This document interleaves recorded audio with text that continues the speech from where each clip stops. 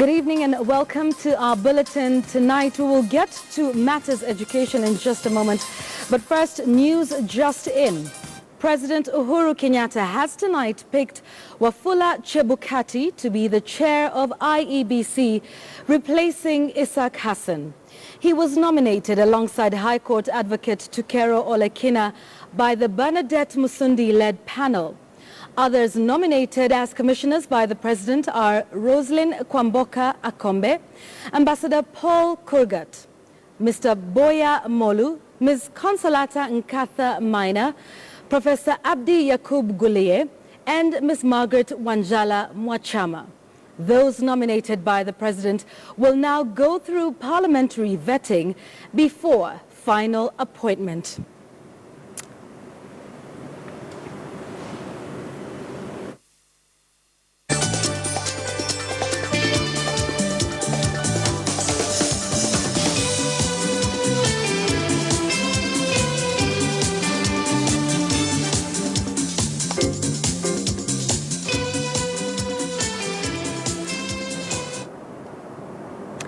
And now to our coverage of the big story of the day. Now, there are so few of them this year compared to last year. These are the students who scored an A in the KCSE results released today. Here's our reporter Caroline B. with the story of some of these top performers. At Alliance Girls High School, the few teachers and staff on location break into song and dance as they celebrate the announcement made by Education Cabinet Secretary Fred Matiang'i, mentioning the school as one that maintained a consistent performance. Teachers slowly streamed in, awaiting the results to trickle in. These trophies inside the school cabinet, a clear indication of the good performance posted by the school over the years. Tumekuwa na darasa lenye limekuwa na wanafunzi wenye nidhamu, watiifu, wenye wametii walimu. Kama ni kupewa mwelekeo, wanachukua mwelekeo ya walimu, na ningesema wanafunzi wa class of 2016, Mungu awabariki mahali wapo. Nimemwambia mara nyingi, mumekuwa darasa la pekee.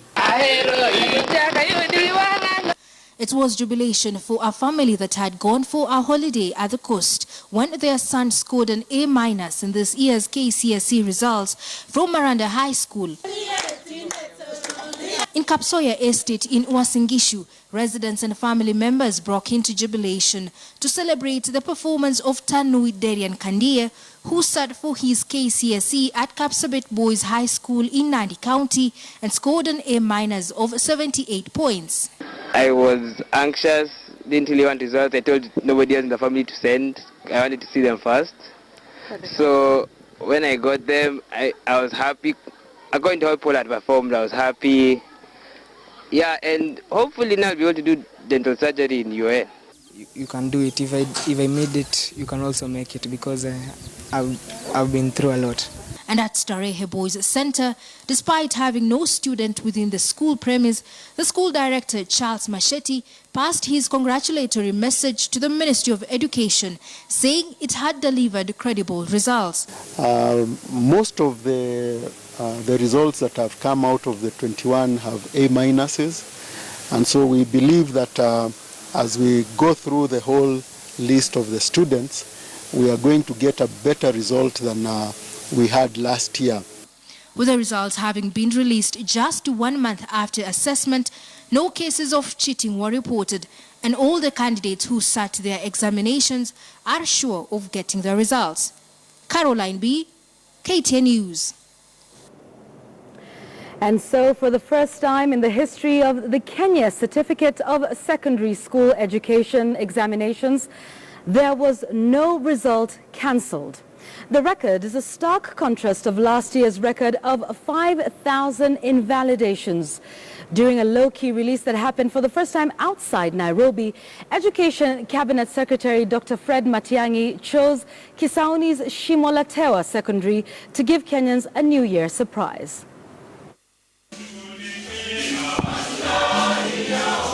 Choirs drawn from state corporations will quickly convene for a short ceremony that will precede the release of this year's KCSE examination results.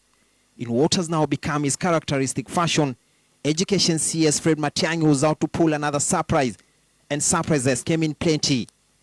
This is the first time in the history of the examination where not a single result was cancelled. Last year, over 5,000 students did not receive their results over cheating. It is a true and credible reflection of who our children are and how they scored.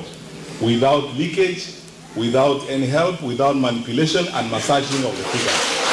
A sharp drop was also recorded in the number of straight A's scored in the examination this year.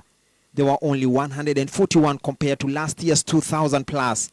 Even more perceptible, 16 girls found a place among the top 20 students across the country, with Alliance Girls and Kenya High getting a honorary mention for consistency.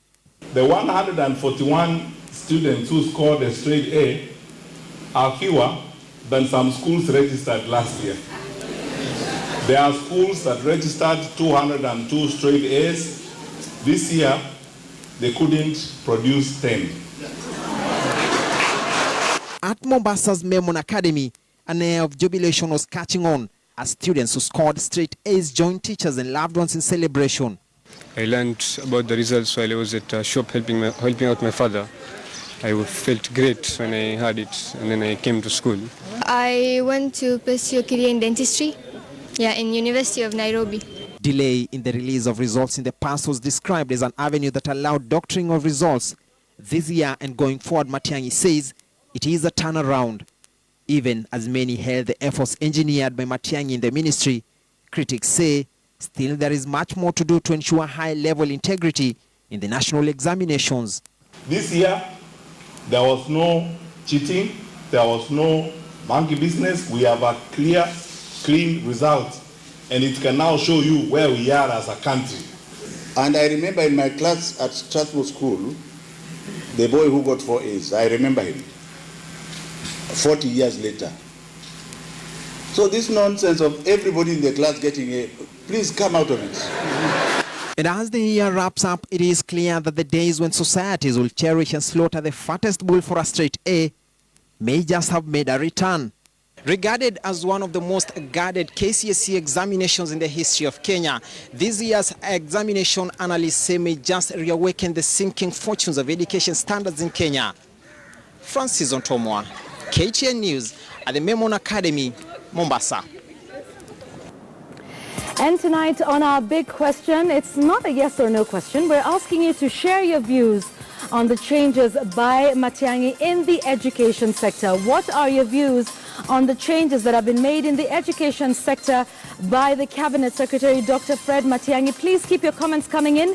You can choose to SMS us on 22155. Leave us your name and location. You can also send us a tweet to @KTN News, @Yvonne Okwara. The hashtag tonight is KTN Prime. I will take a look at some of your views as we go along. So remember to use the hashtag so I can track your feedback. So let's talk a little bit about what a day it has been with Dr. John Mugo from Twaweza East African. Thank you for joining us. You have been doing research on education for quite some time now.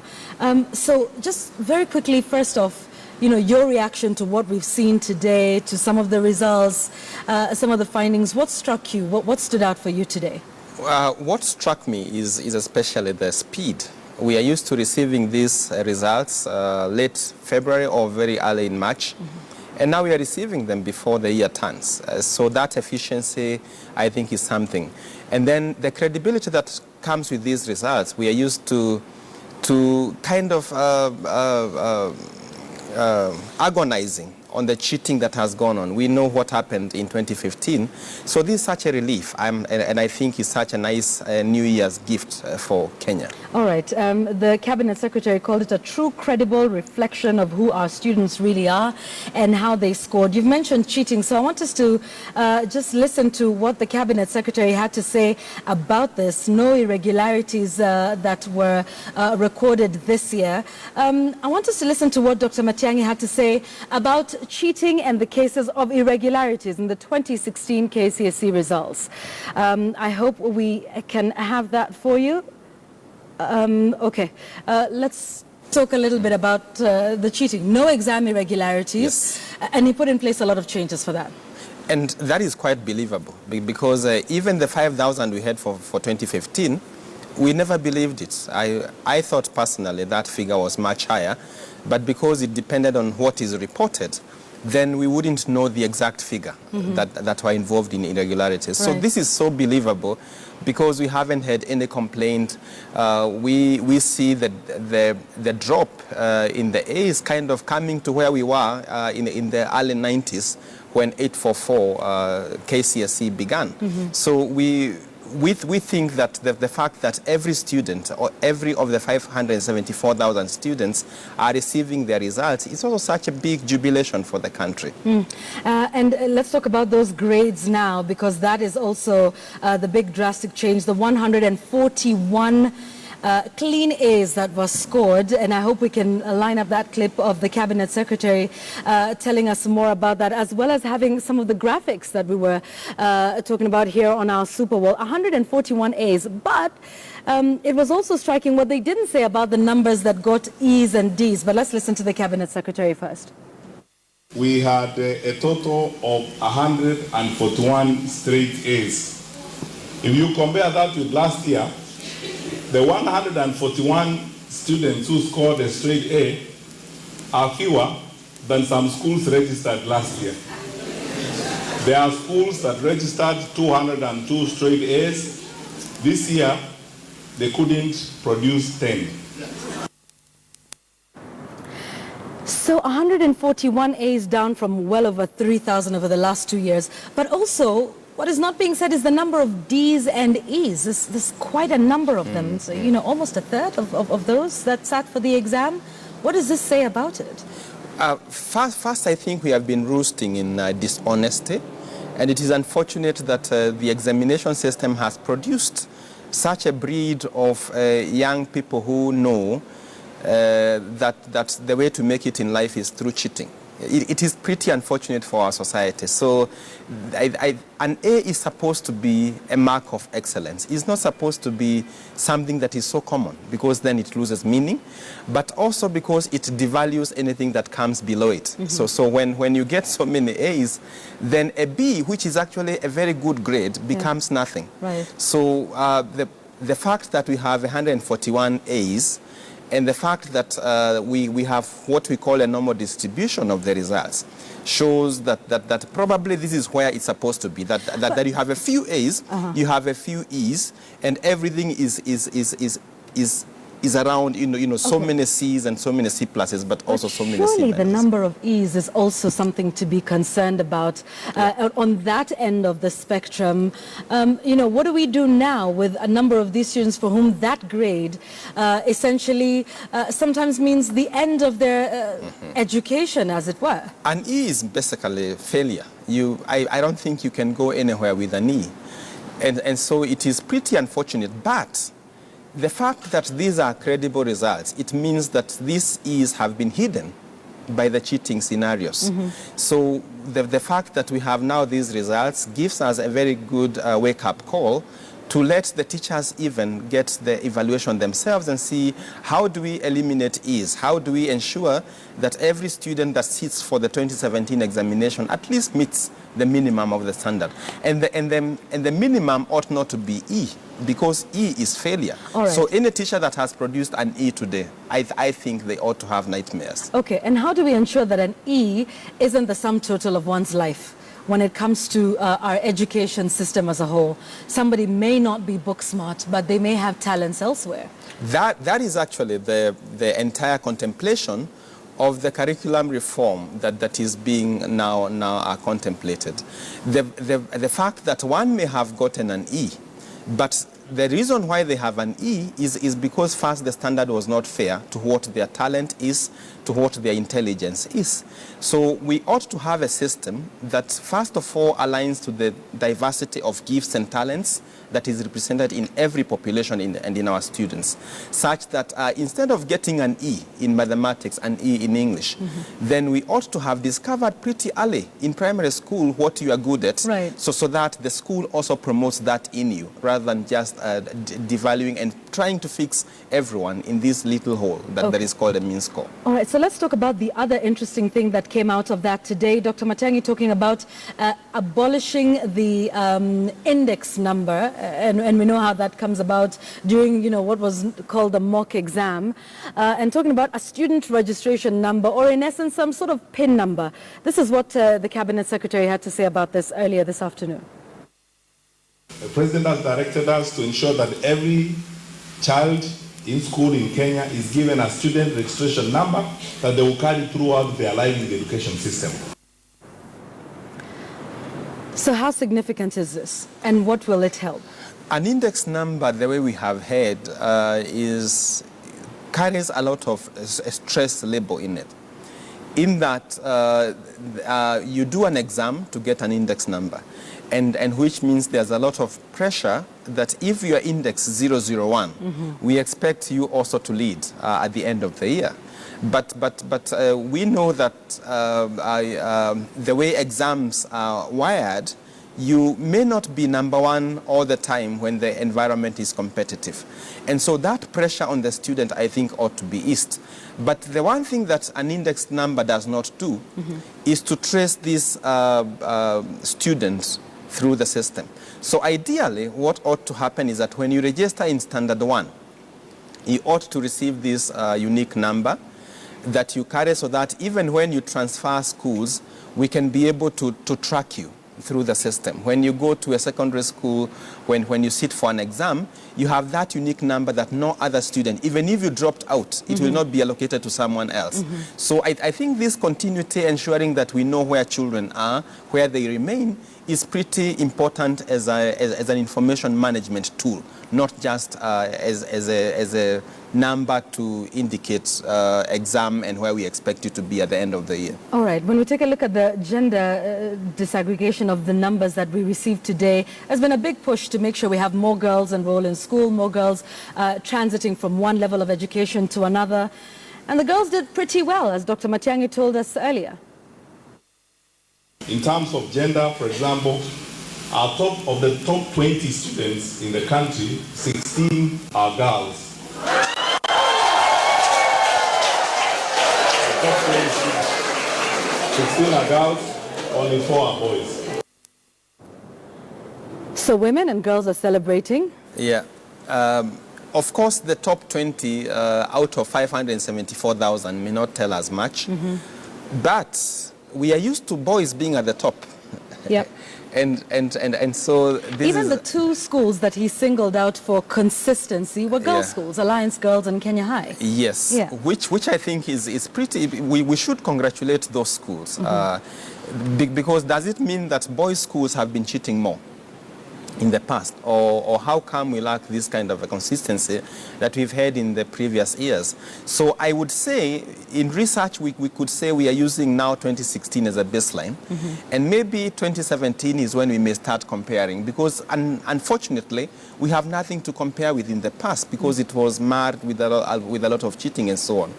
But what I think we'll do in deeper analysis for us to be able to talk about gender is first the mean, the national mean of boys and girls, but also looking at the bottom and the top for us to be able to make a conclusion whether we should be very worried about gender. But I think top 20 is rather a very simplistic way of making conclusions that boys and girls are doing better.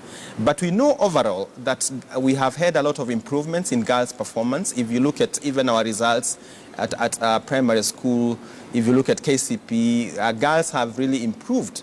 So probably it's a time we started focusing on a gendered environment where boys and girls thrive equally and not favoring any gender. But a little too early to start either celebrating or commiserating that. Or worrying too much. Worrying too much. I think maybe by tomorrow we may be able to now give a better gendered analysis and to show whether there is any cause for worry or not. Okay, all right. Thank you very much, Dr. John Mugo from Toeza, East Africa.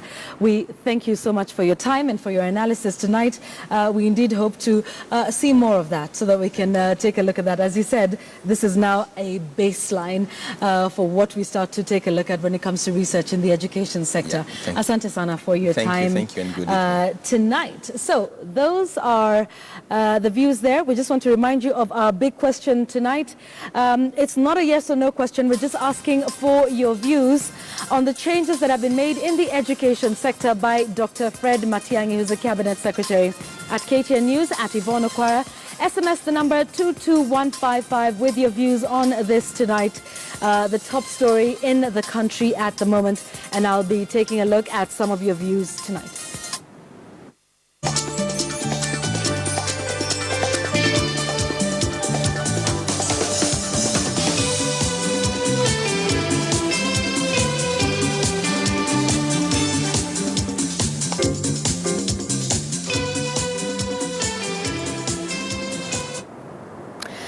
To our other stories of the day now, the opposition coalition court has postponed its January 4th planned demonstrations until the Senate Legal Affairs Committee completes the ongoing discussions over amendments of the electoral laws. But as our reporter Murimi Mwangi now tells us, the High Court has given CORD 3 days to file a petition which, if successful, could nullify any changes to the electoral laws by Parliament.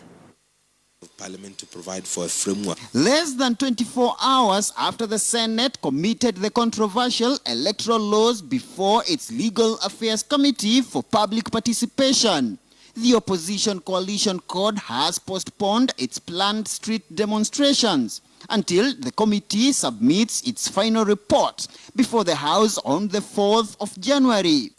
Tutawithhold kidogo ili tuone bunge la Senate watatoka na uamuzi wa aina gani, na hapo baadaye tarehe 5 tutakuwa na kikao chetu sisi wenyewe. For us as CORD, we want to see this country move away from the character and environment where every election portends arguments and conflicts. And this can only be done if those elections are conducted in a free and fair atmosphere. I just wanted to, Joe. But as the Senate committee sat for the second day to receive submissions from various stakeholders, My Lord, we have not been able to serve. CORD, through Siaya Senator James Orengo, pushed its case at the High Court. Justice Joseph Onguto allowed the opposition coalition to formally file a motion for judicial review in 3 days. CORD wants the court to nullify the recent changes made by the National Assembly on the electoral laws and any further amendments to be made by the Senate. The coalition also wants President Uhuru Kenyatta barred from assenting to any changes to the Act. These proceedings before Parliament were on a matter which, looking at Standing Order number 29 of Parliament, do not qualify. Consequently, grant the ex parte applicant leave to apply substantively for orders of judicial review in terms of prayers number 2, 3, 4, 5, and 6. The court case, which resumes on the 9th of January, will arguably be the opposition coalition's last line of defense against the amendments. But the CORD leaders insist that a decision on whether to stage street demos will be determined by the Senate verdict on the 4th of January. Elections must be an opportunity to give value to the voter for his vote or her vote, and to give meaning to that vote to the candidates. Question that Kenyans would want to ask, that after those 30 days deliberations, continuous deliberations at Windsor Hotel and at County Hall, what has really gone wrong? Tarehe 8 ndio siku ya uchaguzi na sisi tunashikilia pale. You cannot afford an extra day for Jubilee government.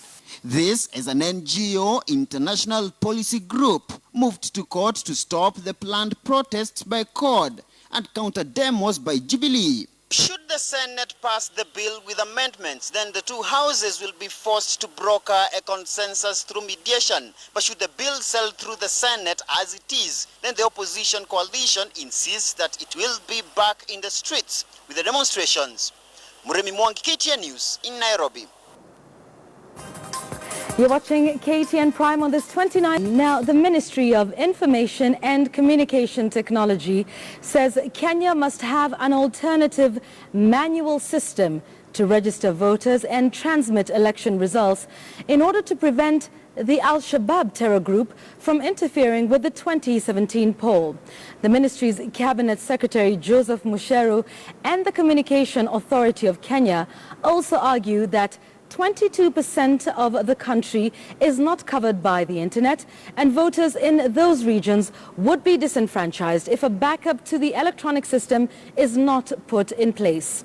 IEBC boss Ezra Chiloba told the Senate Committee on Legal Affairs and Human Rights that there must be a contingency plan for every technology deployed for the 20. So, as far as the ministry is concerned, we fully recommend that we have a manual backup the electronic systems for the next general election. And then there is the denial of service, network jamming, device theft, hacking and attacks. As I mentioned at the beginning, we are at war with Al-Shabaab, and they could find ways of jamming and blocking our whole electronic systems, hacking into our systems. As a country, we cannot be held hostage. We need to have a backup and an alternative that allows us to be able to continue with the elections should such incidences occur. I think this fear-mongering about Al-Shabaab is to give a lot of credence to Al-Shabaab. In fact, Al-Shabaab must be smiling now that you've brought them deep into the discussion. What is Al-Shabaab's capacity to jam a Kenyan communication network? I also think it's important that you have brought out the possibilities of interference with the voting system, hacking, even terrorist attacks.